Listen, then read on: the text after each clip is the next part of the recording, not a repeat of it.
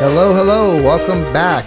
We're here today having a rookie hour. Today I have three rooks, and they're going to tell us a little bit about what they're doing to get the business. And these are not your ordinary rooks. We are privileged to have the Rookie of the Year, and we'll have him start the podcast and explain to us what he's doing. And let's take it away. Go ahead, introduce yourself and tell us what you're doing to get things going. Let's go. Absolutely. So, thanks for having me today, Pedro. And, to introduce myself, my name is Matthew Martinez. I work for Berkshire Hathaway Home Services here in Las Vegas, Nevada. Been doing real estate since September of 2021. Finished up my rookie year going into 2023 here. And couldn't be more excited for, what the future holds and my real estate career looking forward. Just to give you kind of an idea, you were asking basically what my day looks like and entails, kind of what my rookie experience was, correct? Yeah, but let's do that right when we finish the introductions to the other two. So, and then we've got Mo, right? Mo, you go. All right, let's do it. Yeah, so I go by Mo. Mladen is my full name. Mo's a little bit easier on the phone, stuff like that. But, yeah, same thing, just like Matt. Got it around the same time as him. 2022 was like the full first year. Kind of started off slow in the beginning, but then obviously through Pedro right here, good mentorship and everything kind of put me on the right track. And I bet everyone can say the same thing. And, yeah, same thing, just kind of pushed through. And me and Matt finished pretty close. I think Aldo was telling us we were like a couple $100 off from our GCI numbers for Rookie of the Year. And Matt got the upper hand, but it's always good to have like a nice competition at the end of the day. That's right. It is. And now, without further ado. Hi, everybody. My name is Myra Coleman, and I'm also a rookie that started last year, came in about Q3 2022, and I'm super excited to be here with you guys and with this company that has a lot to offer. Well, we're all glad to have you here, guys. Seriously. I appreciate you. And what I'd like to do today is go and talk to you guys and let's help out the rest of the rookies that are looking at this and kind of trying to figure out their way through the malaise. So I'm going to get going on the same order. And the idea is that you guys give a rough what you have done or what you're doing to get the business. All right. So we'll start back up with Matt. Here we go. You look real good for a minute, Matt. Yeah. All right, go ahead. Absolutely. So, once I finally got my real estate license, I mean, even a few weeks beforehand, I came into the office here and was introduced to some of the major prospectors in the business. So I met you, I met Andy Adelson, I met a number of different agents that, really gave me an idea of how they were generating their business. And from the start, it really became clear that a lot of people that were serious about taking real estate as not only a career, but something that was going to further them in life better than anything else they could have possibly imagined beforehand, and wherever they were, really said that this career path changed their life and was all thanks to things such as prospecting and those type of actions and lead generation. So when I came in here, I first met with Dustin DeFore, who was the Rookie of the Year when he joined.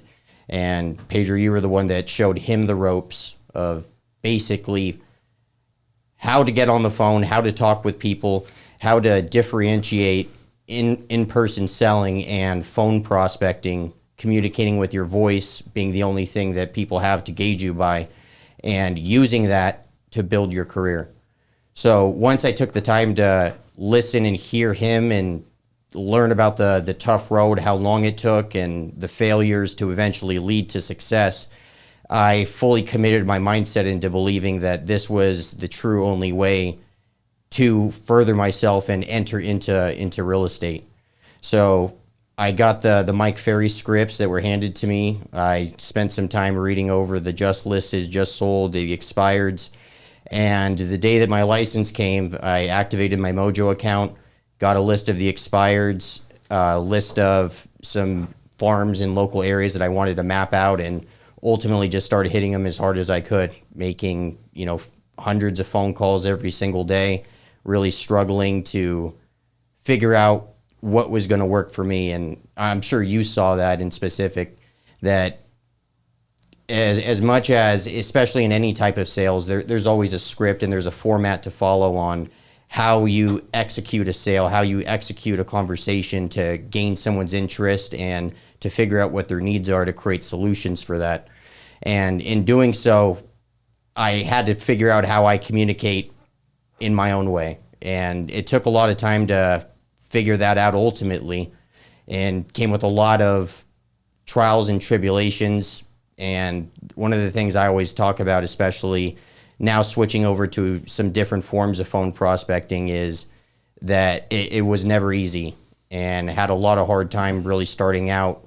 I did the math, as you told me, to keep track of my numbers over time and document my calls in the Excel sheets to see how many numbers I was hitting each week, how many appointments that's leading to.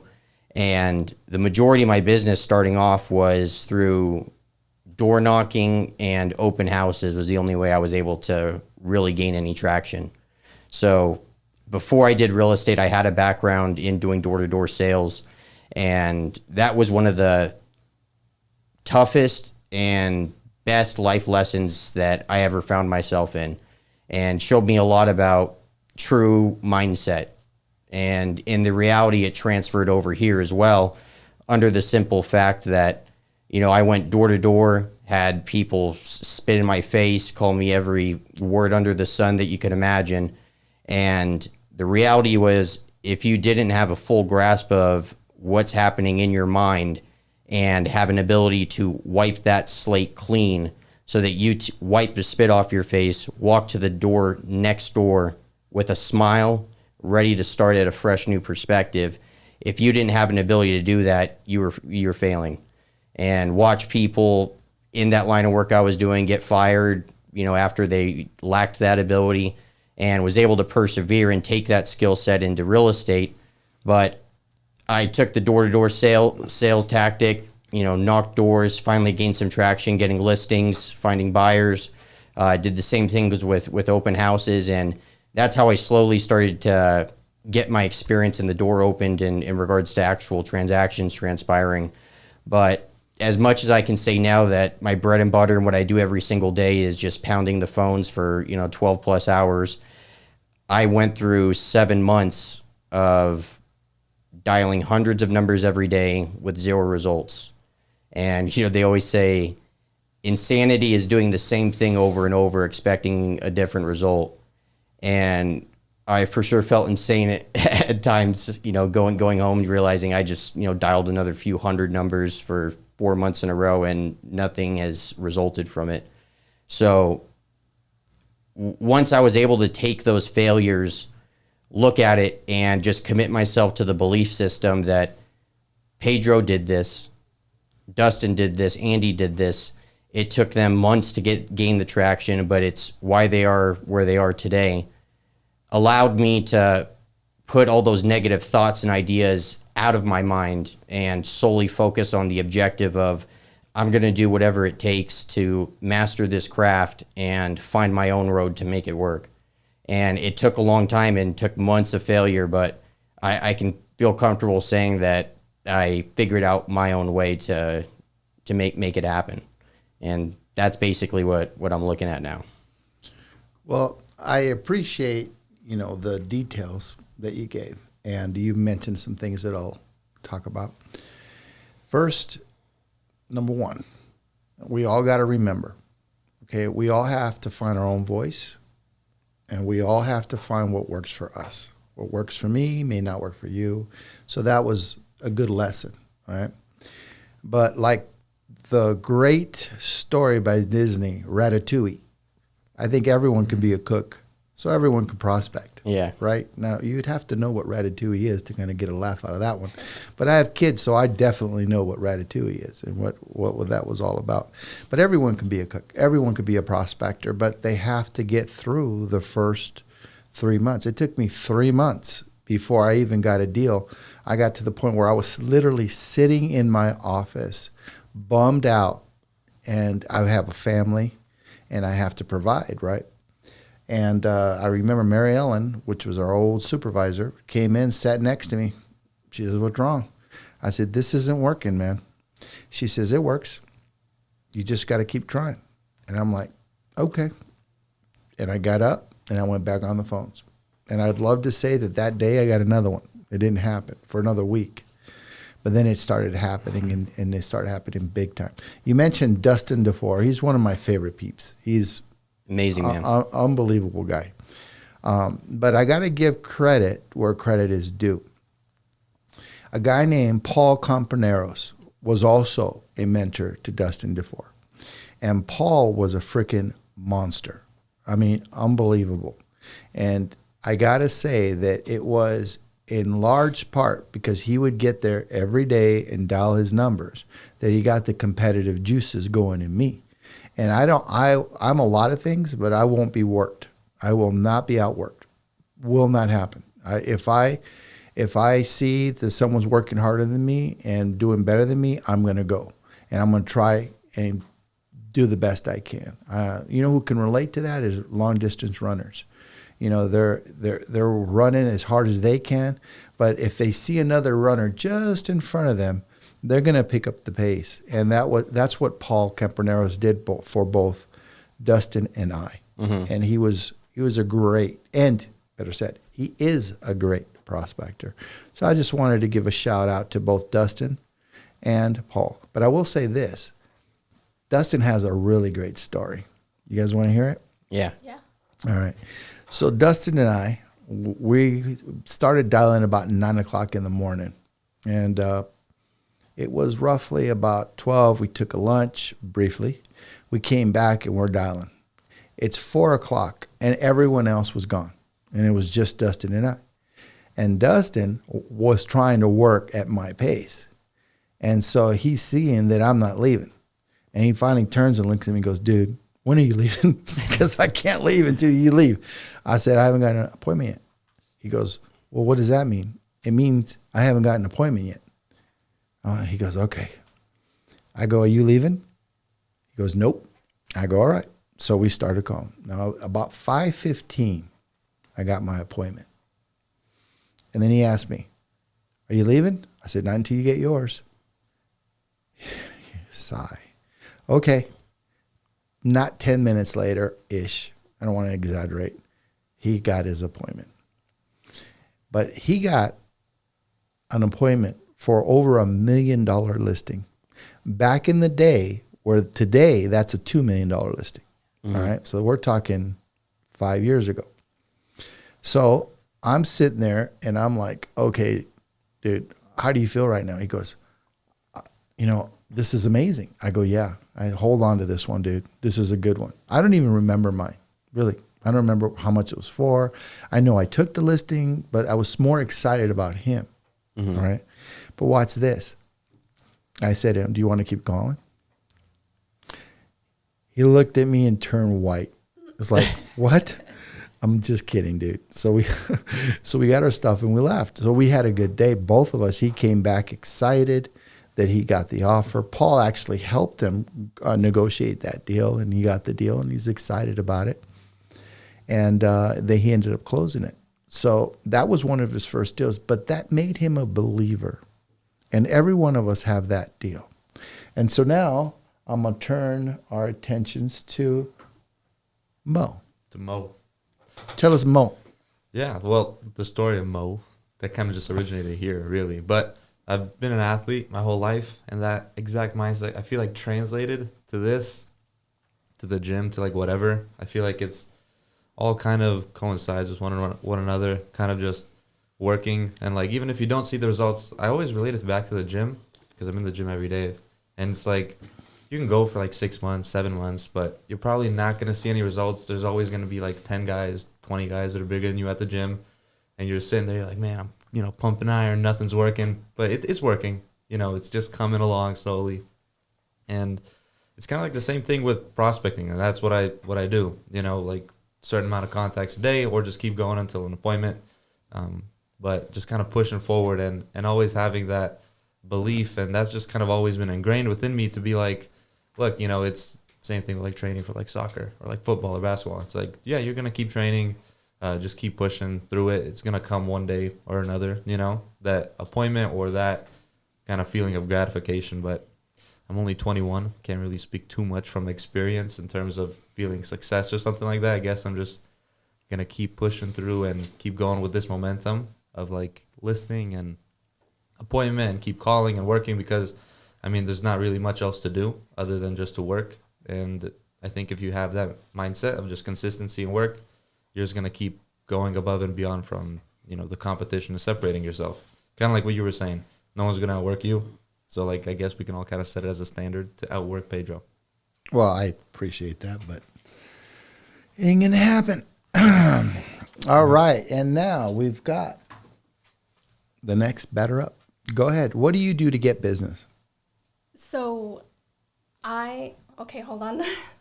I was thinking to myself what I wanted to say and how I decided to get into real estate, because for me, it's the journey to personal development and also self-evolution.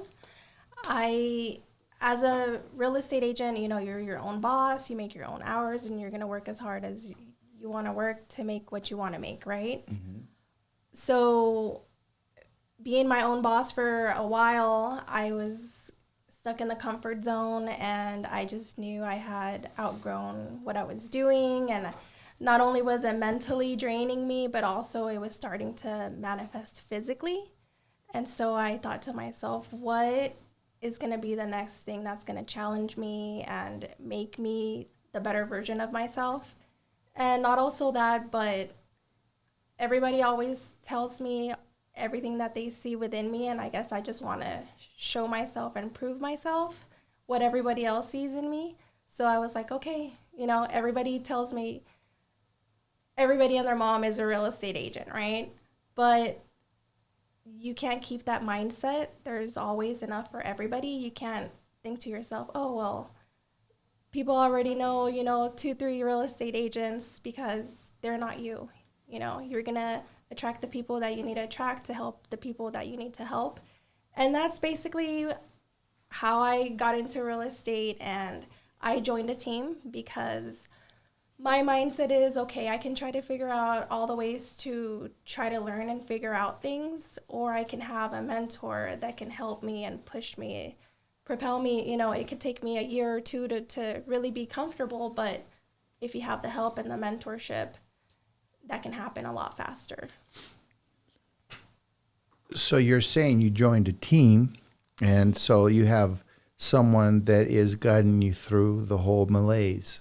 Correct. I can't tell you how important that statement was for a lot of struggling agents.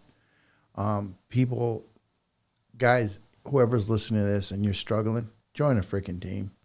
You know, why not? You may get leads for it, you know, but at least the deals that you are getting are going to have a high probability of closing. So I highly suggest a team. Now, if you're in a small brokerage, your broker's right there, and he's helping you, or she helps, whatever, is helping you through the thing, okay. You know, that's the exception. But usually on most brokerages, the broker is running around with his head cut off. I mean, he's got 1,000 issues in one. I mean, he's like a Dalmatian, right? He doesn't know what to do. And to be honest with you, to manage real estate agents is like freaking herding cats, okay? It's very hard. And we need to make our own world, right? No one's going to give you anything. It doesn't happen that way, unless it's your mom, all right? Mom will give you something, right? Not your dad, but your mom, right? Well, maybe your dad. I don't know. Here's the bottom line. To make it in this business, you have to have a combination. And here's the combination. I'm going to give it to you. You ready? You guys want to hear this? You sure you want to hear this? I don't get it. I got no enthusiasm going on right now. Let's hear it. You know, I want some enthusiasm. I don't see it. Hold on. Let me give you some enthusiasm. Oh, yeah, right there. You see us? This is us. That is us. Okay. Let's give a smile. All right. So here's the gig. We're all independent contractors. What that basically means is that we work for ourselves. And that is lost on a lot of agents, especially rookies, especially the 21s, 25-year-olds, okay? And I've seen a lot come and go. And you said something, Mo, that's kind of interesting. You said, I'm 21, I don't have nothing else to do. Well, you know what? You ask the average 21-year-old, and they got nothing else but to have fun. That's their whole life, and that's all they want to do. They go to school or they go to get a job, and all they're thinking about is what they're going to do for the weekend, or how can they make a Monday a weekend, or what's the latest event going on social media, and how can they get into the latest and greatest bar, right? So believe it or not, it's actually strange to have young folk in here that are really taking this business seriously, right? But what is the secret sauce? What is it? And it comes down to one thing, and you all said it. It's discipline, period. But in the discipline, you have to set up tasks. What tasks do you have to set up? Matt, tell me what's a task that you have to set up? There you go. Well, the tasks for me are, I mean, it starts from the Give day. me three. Is planning my day. So the main things that I'll plan out is my time for prospecting, my time for How much time do you give in prospecting? around 10 to 12 hours a day. All right. So for the average person, all right, we'll do about 2 hours to 4 hours. Not everyone can do that. I mean, if you have the time to do that, wonderful, right? So what else? So yeah, set out time for prospecting on the phone. Then I'll set up time for paperwork and the managerial kind of stuff in that regard. And then I'll allocate other time, usually at the end of the day or the beginning of the day, for trying to set up my systems or do that kind of work. So managing the Excel sheets, getting new lists, and preparing that stuff for the future. All right. Well, give me three things you do every day. 3 things that you actually do that's on your task. Yeah, like 3 things I do 100% of the time. Well, the Yes, sir. first thing would be getting up, right? And actually wanting to go to work and kind of saying to yourself, like, look, today's Monday, today's Tuesday, Wednesday, whatever it may be. Okay, I'm going to go and actually like take a step into wanting to make money or like working, right? So that would be the first one. Second off, I think once you're in an office setting or something like that in general, you're just kind of surrounded by like an omnipresence of people, either, prospecting, working, doing some sort of thing. So you're going to obviously want to work. So set up like a time to prospect. That's the main chunk of everyone's day, I think, what it should be. Prospecting, obviously waking up, then prospecting. If you're not prospecting, then, the third thing would probably be just kind of getting some sort of kind of like stability back, right? Whether it's you go to the gym, you go play soccer, you go take like a little break or something like that to kind of, be human once again. Because prospecting is like inhumane almost, the amount of people you're talking to and the stuff they're saying and stuff like that. So definitely getting like a nice balance. That's the third must for a day. Okay, and I think what you mean is when you get up in the morning, you're talking about a mindset. You're like, okay, today's Monday. I got to go and I got to make things happen. You know what Mike Ferry says about your first thing in the morning you got to remember? You guys know? Mm-mm. Well, what he basically says is, he says, wake up every day like you have nothing. Like you are at zero. I mean, zero is your bank account's at zero. And for some of us, that may be truer than others, right? But, and talking to our people that are watching, but every day you're looking at your account. And a lot of, they say a lot of people think about money all day. And I think what Mike Ferry's point is not just that your account is at zero, all right, is that you have no business, none, that you are at absolute zero. So it's like you never worked a day of your life in real estate. That is some of the best advice that I've ever received. And it was from, I call him the man. I mean, he's changed my life. And, we're giving this boy an applause right now. Mike, if you're listening.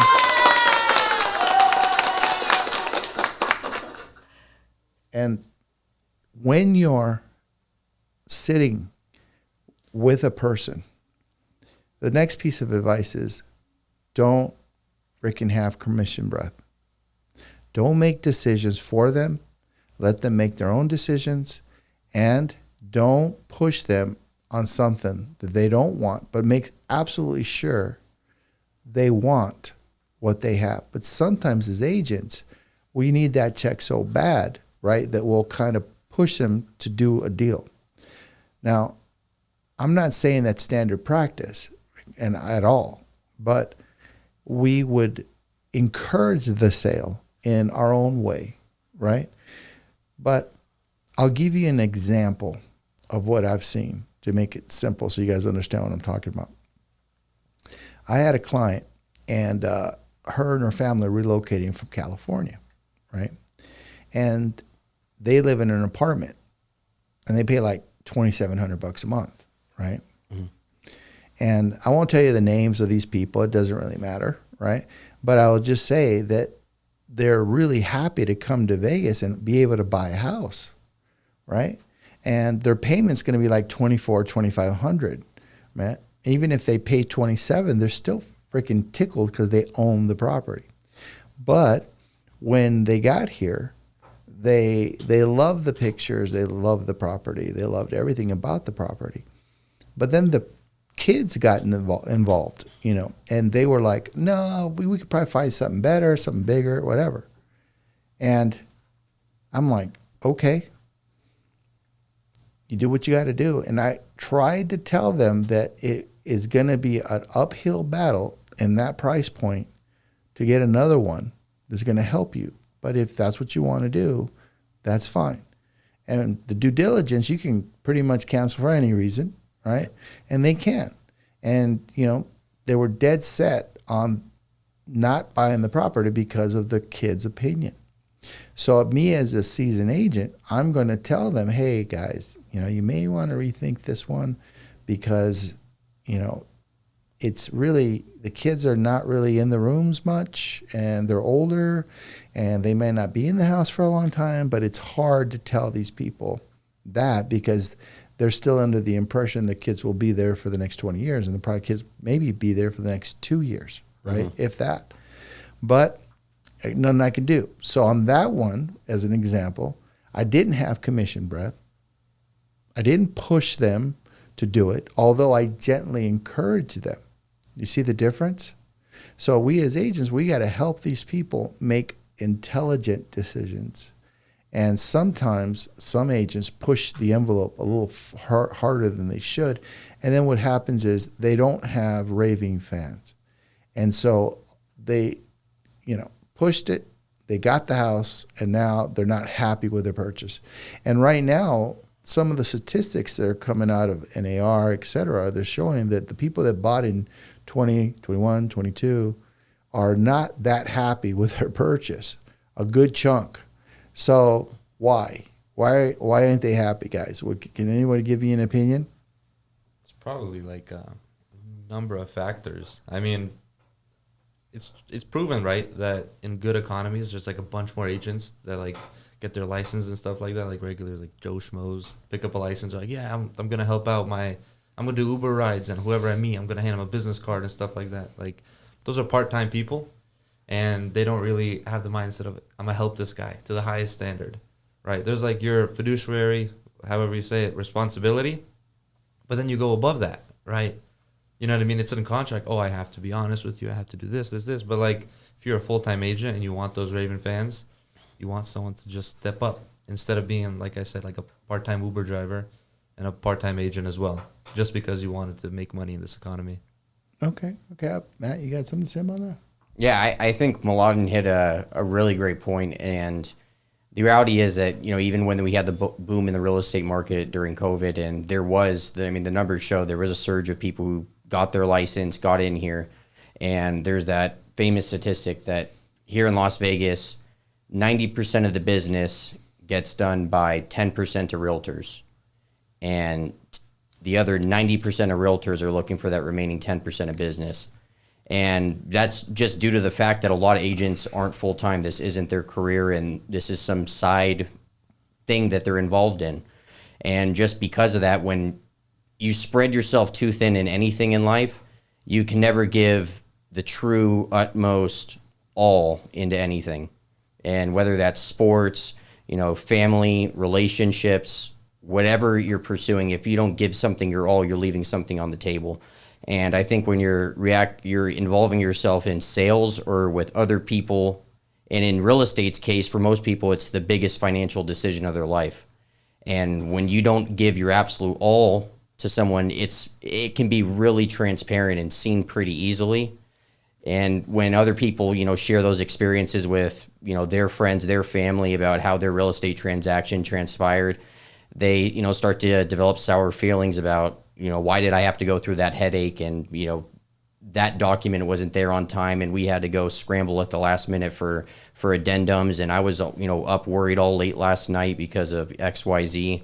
And that lack of devotion and care to some people is what I think is a big factor for why people aren't satisfied. And the numbers show that there's a lot of people that had and used a real estate agent in the past, but are now looking for a new one on their next transaction. Mm-hmm.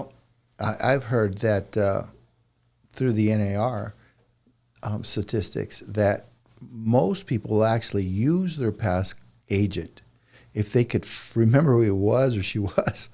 That they become these. I think Mike Ferry again said that they're undercover agents. They don't keep up with their past clients. And so then all of a sudden they decide they want to move for whatever reason, but they were never kept in touch, didn't send even a postcard. And so they lost the deal, even though they were still in the business. And they just, I guess their expectation was, hey, they'll remember me. But the truth is, the third part of the secret sauce. Let me ask you guys a question. When you guys do a transaction, do you guys want to be memorable? Yeah. Yes. Yeah, You do. Most agents would say yes to that. But do you know the answer? Is no. Who's the superhero? Is it the person buying the house or the agent? The person buying the house, right? That's right. Make them feel like it. Yeah. And if you put that person first and make them feel like a superhero, do you think they'll remember you? Absolutely. Yes. Yeah. And a lot of agents, what they do, and I've seen it, especially as a listing agent, oh my gosh, these buyer's agents, craziness, okay? And trying to make themselves to be this freaking superhero instead of servicing the needs of the buyer in the right way to facilitate a closed transaction, getting themselves out of the deal and allowing the deal to move forward organically, right? They're imposing their wills, even though the client may not have wanted that because they wanted the house and they wanted to do it the right way. But the agent was in the middle trying to play superhero. And I'm here to tell you, if you want to have raving fans, then make it easy. Make it simple, right? Try to tell them up front what the expectations are, right? What you see. See, what you guys are is basically captains of a ship the moment you are commissioned. Why do you think they call it commission? Yeah, good point. You get paid for what you do, not what you don't do. You want to chime in on that? Why do you think we call what we get paid commissions? It's essentially how much we have helped to put that deal together, how to make it work, putting all the pieces together in the puzzle, finding the right property for that person, finding that thing that's going to make them, want to buy and make them fall in love with the home. And it's hard sometimes connecting. Sometimes people have a particular criteria and you can do your best to provide to them everything that's on the market. But at the end of the day, people have feelings and they have other people also on their shoulder letting them know, like, hey, like your example, the kids didn't like the home. So then the parents weren't sure and they were thinking about it. So it's not just them, but it's like what is going on around them and the situation around why they want to, purchase real estate, so you kind of have to look at it all from the different angles. Well, I think the easy answer is because you get paid for doing something, right? So you're commissioned, right, to do a job, and a captain of a ship, you're being commissioned to take from one port to another port the ship, right? So in essence, when you guys get into a contract, your job is to make sure that that contract goes to port. And where do you think port would be in this case? Close of escrow, the happy customer. There you go. Can you repeat that again? The end goal is a close of escrow with the satisfied client. I think at the end of the day, if you're not a hero, if you're not playing that weird bit that some of these agents get themselves into, and you're constantly looking out for the interest of your client, then what ends up happening is they feel it in a way that is unscripted, and they won't be able to express what happened. They just know that it happened. Have you ever had like a really great steak? Do you guys eat steak? Yeah. Yes. I mean, just one day you just sat down and you didn't expect it, but you sat down and you just ate this. Everyone's talking to you, but you put that piece of meat in your mouth, and it was like, wait a minute, what is this, right? And where, why, doesn't matter, right? It happened to me at an Outback once. I mean, I could not believe that steak. I mean, I just went somewhere else at that moment. Mm-hmm. Well, I couldn't describe that, just like I couldn't just now describe the feeling and what I went through with that piece of steak, right? Well, it's the same thing when you're dealing with people. They'll know that you're genuine. They'll hear it in your voice. They'll see it in your demeanor. And they'll know that you have their best interest at heart. And they're going to come to you. They're going to bring you their family. They're going to bring you their friends. Why? Because they trust you, right? So how do you do it? You do it by being sincere and genuine. But here's the thing. How can you do that without a client in front of you? So everything I've said is pretty much makes sense, correct? Mm-hmm. Yes. Mm-hmm. All right. So how do you get that client in front of you so you can be all those things? You have to be prepared. I think you have to know the market, be prepared, and know what you're talking about. I mean, I think anybody that goes into any transaction, they want to know that their agent is the expert in what they're doing. You know, they want the best person to help them. So what you're saying is they have to be competent. Exactly. All right. How about you? To get a client in front of you, basically as simple as it is, you just gotta find them, right? Whatever it may be, you know. If you're just talking, just be talkative, be a confident guy, have that kind of like feeling that, look, I know I'm the guy that you need, right? I'm positioning myself in these places to be like, look, do you need an agent or not? You do? Great. Let me apply for the job. Just be very direct. Have that like confidence to walk in and be like, and then what she said, be competent and confident. I think that's all you need. I mean, I'll get this right one of these days. Go ahead, Matt. Why do you think? Or how do I think that how do you get a client in front of you? Yeah. I think it's different for each person, but I think at least for someone starting out, the biggest thing to take into consideration is you have to get it. And whatever your preferred method of outreach and prospecting is, and whether it's, you're someone who, goes to the gym or hangs out at, the library, wherever it may be, are you actively having conversations about what your work is? So whatever line of work you're in our case, it's real estate. Are you out talking about real estate? Are you out making phone calls to people and discussing if they have needs in real estate that you could help them with? And it all boils down to, the adage that nothing in this world is given to you, or at least it shouldn't. And If you're not creating opportunity for yourself and you're waiting on the sidelines, it's very rare that you find fortune falling upon your lap. Well said. Now, I'm going to give you a story because I like stories. You mind? Here it is. I'm prospecting. It's about 2013, right? And I'm hitting hard.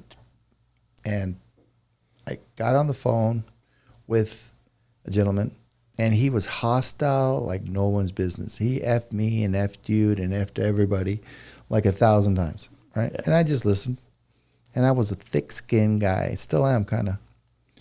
And so when he was done, I asked him, "You done?" "What?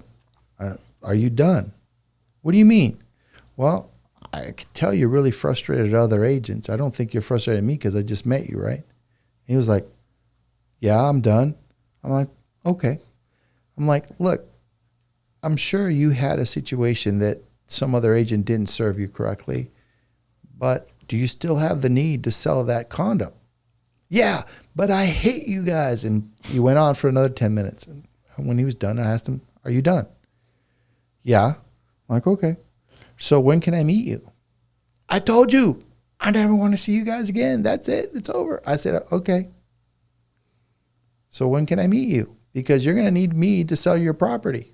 Unless you want to keep it." "No, I don't want the property anymore. That's it." No. When can I meet you?" "You're an insistent," explicitives, you know. Mm-hmm. And finally he says, "Okay, can you be at the property 20 minutes? I said, "No, it's impossible. I can be there in 25 minutes. "Okay, I'll see you in 25 minutes. I'd already done the map thing, you know, to see how long it would take. It would no way 20 minutes. So 25 minutes. I was there 25 minutes. Didn't bring a piece of paper, nothing. I just showed up. So I shook his hand. He was, now that he saw him a person, and I was very well dressed, he was like, okay. So he showed me the unit. And he goes, "What do you think's wrong with this place? Why didn't it sell?" So I looked around and I said, it doesn't look like it shouldn't have sold. I mean, is there something wrong with the place?" And he's like, "No." I'm like, "Okay, so let's sell it. You can sell it?" I said, "I can sell it." He's like, "Okay." So what happened? I went back, I wrote up the paperwork, right? Met him the next day. He signed it on my hood of my car, believe it or not. It's a true story. Signed it on my hood of my car. So we became friends, right? I kept him informed. I called him. He effed me for at least the next 3 or 4 times I talked to him. But then he realized that I was a professional because everything I did. And I told him I didn't become a superhero. I just did my job. We closed the deal. Then he said to me, "I'd like to sell my house." Now he has about a $600,000 house. So I looked and I said, "Yeah." I said, "Whenever you're ready." He wasn't ready. 3 years later, he was ready. But I kept in touch. So we closed his house. Then he bought a really big house. So that phone call got me 3 deals, right? But what else did it get me? A raving fan. A raving fan. He's already referred me I don't know how many people, right? And that's just it. Our job isn't to be that superhero. Our job is to find, and I like to say, and I'm going to give my boy the opportunity to say it, and there he is. What is our job, Mo? What is our job? What are we looking for every day? To set an appointment. You had the chance, but you missed it. Oh. How about you? What are we looking for every day? Opportunity. Oh, missed it. What are we looking for every day? What's our goal? Our goal is to sell a house That's right. Or buy one. or buy a house. Right. Well, I'll get you guys off the hook. So your goal every day is to look for low-hanging fruit. Oh, yeah, huh? That's your goal. Listen, why do I say low-hanging fruit? Do you guys have any idea? Because it's out there. Yeah, it's the people that are ready to buy. It's the people that want to make the next move. They know that they've outgrown their place, or, you know, that it's whatever next chapter of their life, and they're ready to purchase a home or sell a home, relocate, upsize, downsize, whatever it is. They know that it's that time. Say that again. Please. It's the people that are ready. They're essentially ready to move on to the next thing, whether it's selling their house or to purchase. Okay. So now I want you to define the characteristics of low-hanging fruit for me, if you can. If not, I'll give it to Mo or Matt. What would you like me to do? You want to try that? What are the characteristics of a low-hanging apple fruit? Prime example would be like the expireds. These are people that were already looking to sell their home, and for whatever reason it didn't. So they're just waiting on the next person to call them and say, hey, let me apply for the job to sell your house. That's a great answer. It really is. I'm not going to add too much to it. I'll just say this. So at the end of the day, what you're looking for is a low-hanging fruit, and it doesn't matter what fruit, but let's say apples, right? So have you ever gone to an apple tree and seen the tree fruit start getting weighed down, right? And you'll see that the branch is actually coming down to the ground because of what? Weight, gravity. The weight of the fruit, all right? And that's just nature, because it's letting everyone that eats it, and that's not just humans, but also animals, that, hey, you can reach me now. It's fine. So what you're looking for is fruit that is on the floor and trampled. No. Or you're not looking for those. No. You're looking for the fruit that is already about ready to hit the floor. You're looking for that. So you walk up, and here's what gets crazy, guys. And it's happened to me. You walk up to a fruit, and you just barely pluck it, and it comes right off. Clean it with your shirt, take a bite. It's the best fruit you'll ever have, right? Well, that's the same thing when you're looking and prospecting.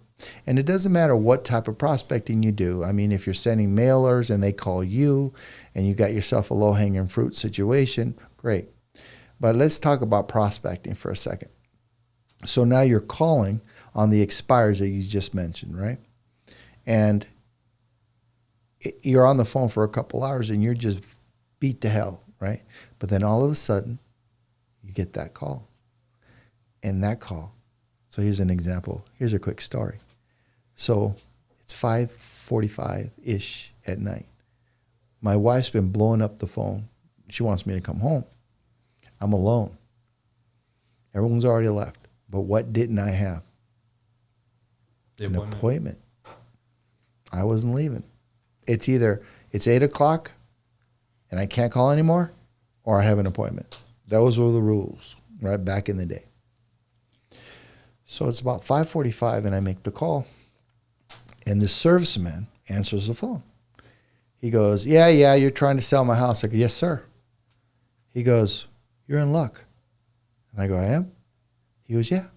I just got my orders about an hour ago. And I said, you got your orders? For what, sir? May I ask?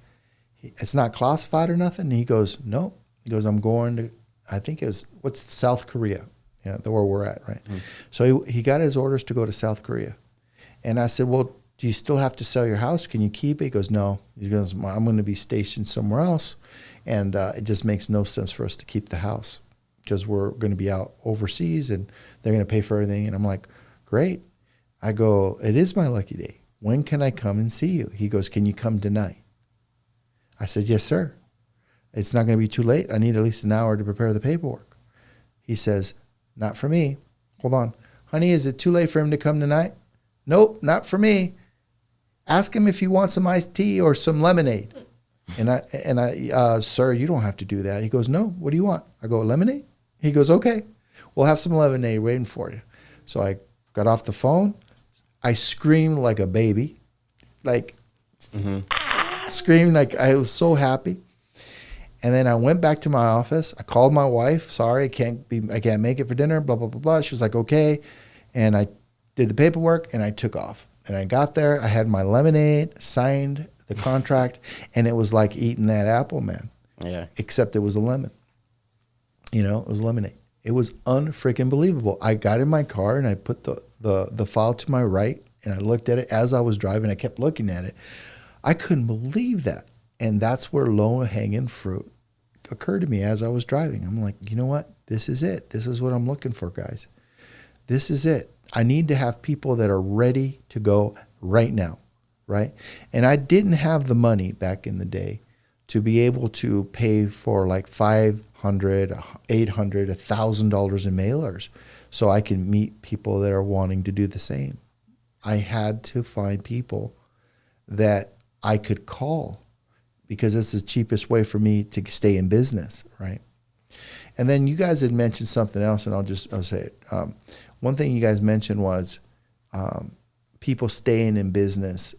You had mentioned what happens when you're in business, right? You guys mentioned that, and that the business, the agents are coming in and they're out. Do you know that I knock out at least 4 to 7 people every year? Sounds about right. Yeah, I knock them out. They're gone. Do you know why? Because I take their business, and so do you. So every time, and this isn't me, that's again NRA, statistics, how many people leave the business. And every time you take a listing, right, or a buyer, and you take them off the market's finite, right? And you take them off the market, that's less for them in the aggregate. So if you look at the average agent doing 7 deals? What is it? You guys know? It's like 4. 4 deals, right? If you take another one off the deal, how long will it be before some of these people start getting knocked out of the business? So I'm here to tell you, if your number are 4 and 7 on your books right now and you want to close more cheaply, get on the phone.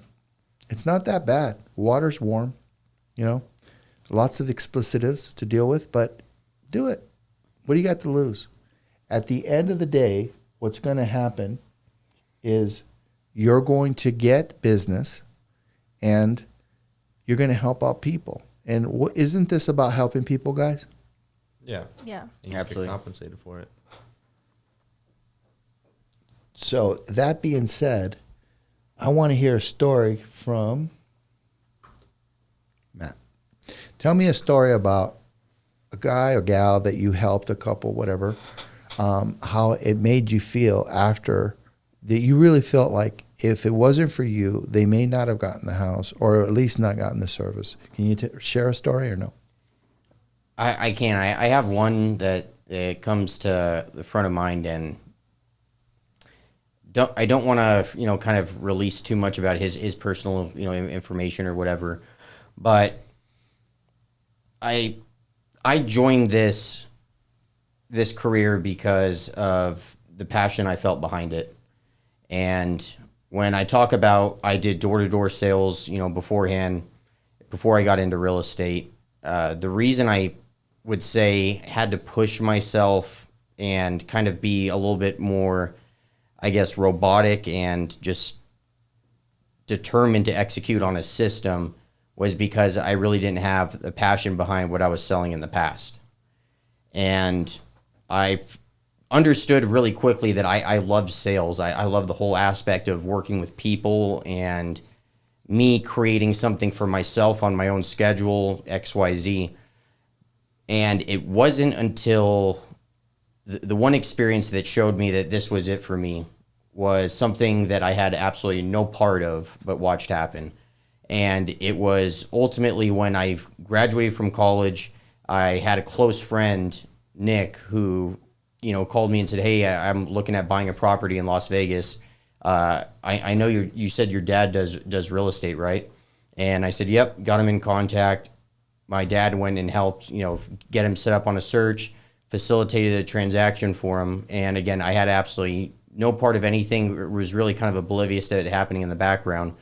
But I remember he was in town. My buddy was in town that week, and my dad gave me a call and said, "Hey, Nick's house is closing today. And do you want to come with me? We're going to go give him the keys." I said, "Sure." And so I got in my buddy's car. He drove down to the house that he put the offer on and got accepted. It was key day. And my dad showed up, unlocked the lockbox for him, and handed him the keys. And I saw that moment of joy in his face where he just took this huge step in his life and had this beautiful home in front of him that he worked his tail off to make happen. And just seeing that excitement and that passion and him walking through, looking around with just the biggest smile you could see, I just immediately knew right then and there, this is the type of industry, this is the type of product that I could stand behind and feel good about every day, as opposed to what I was doing in the past.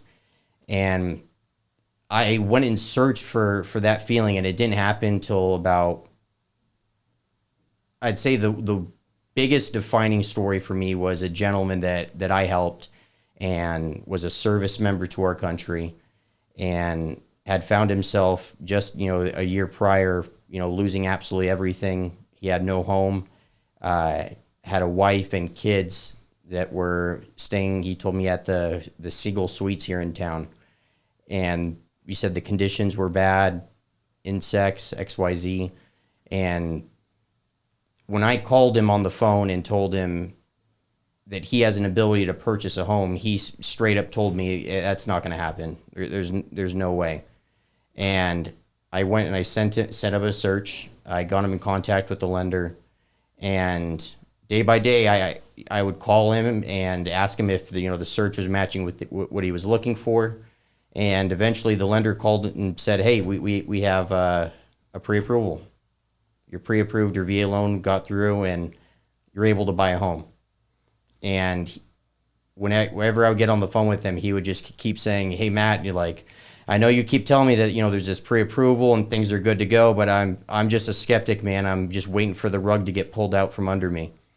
And we found the home, we put in the offer, we went through the inspections, and I would always call him and just check up on him, say, "Hey, I don't want too much time to pass before I just let you know how things are going in the transaction right now."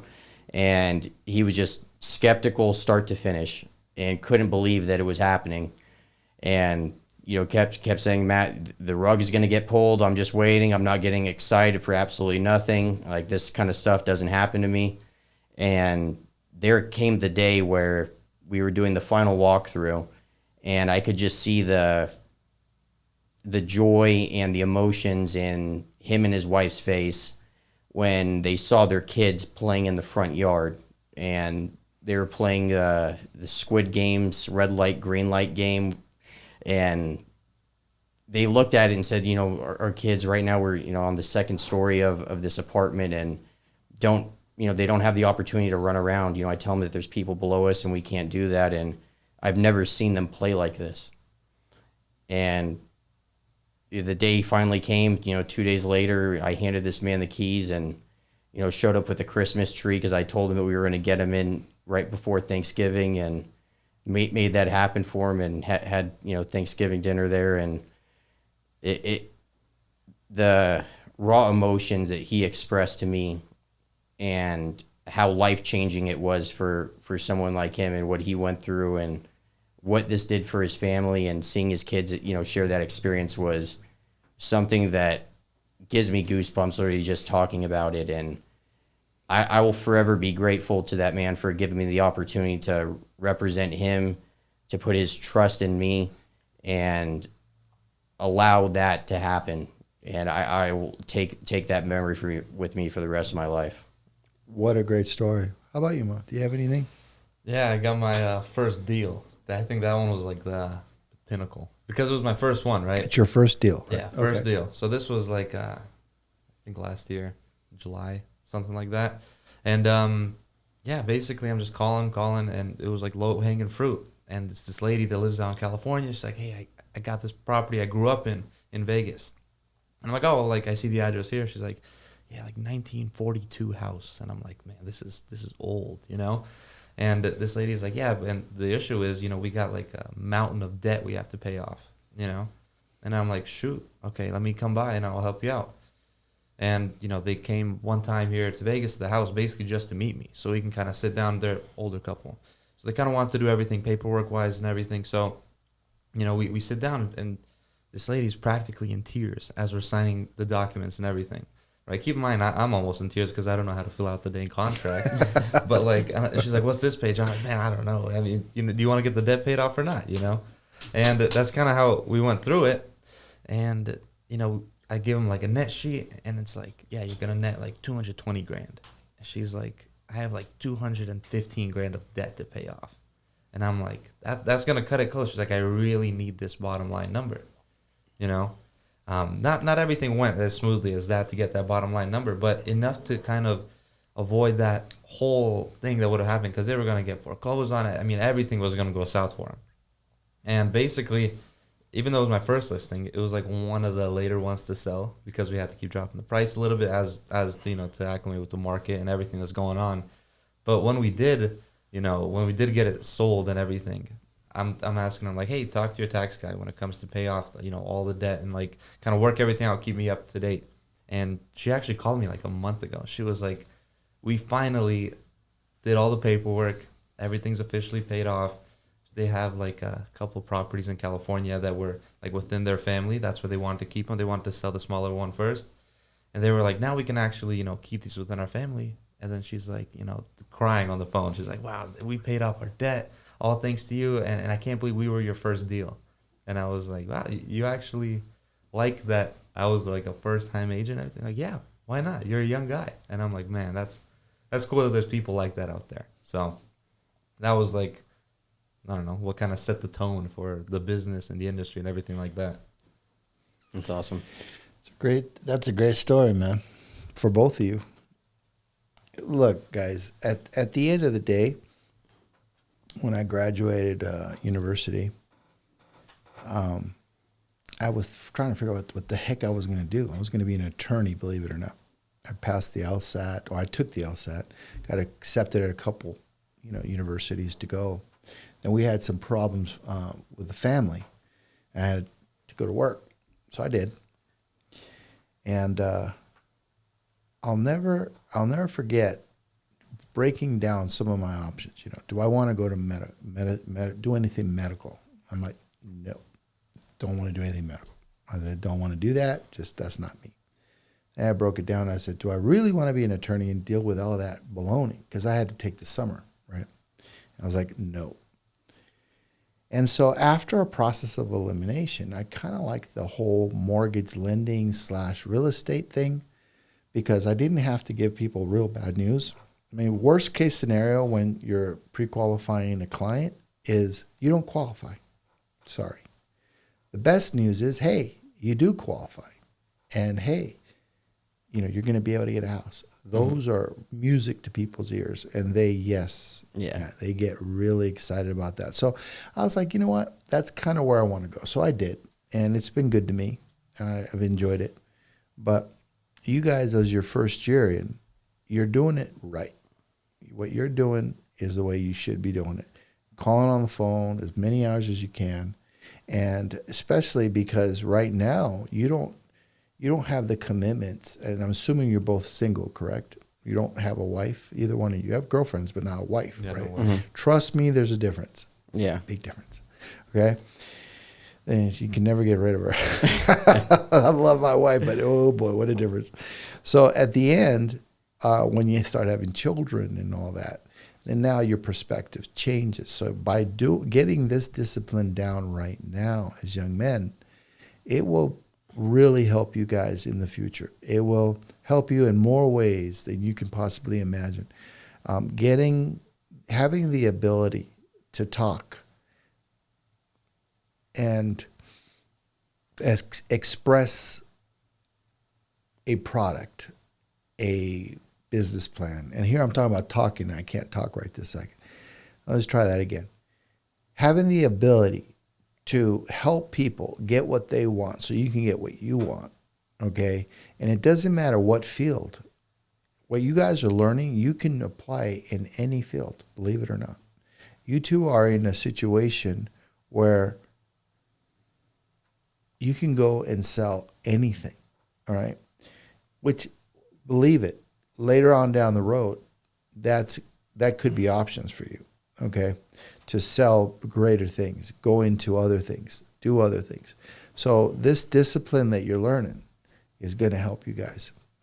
Well, it's been my pleasure to have you guys on the show. Well, let's end it with the last word for both of you.